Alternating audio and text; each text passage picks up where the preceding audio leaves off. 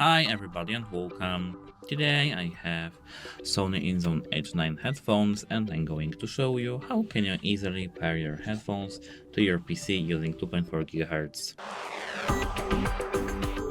As I can see, here I have my 2.4 GHz transmitter, and here as you can see we have switch. We have to put the switch to the right to the PC.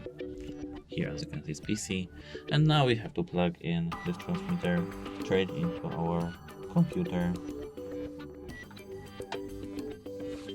Now we have to turn on our headphones using power button over here.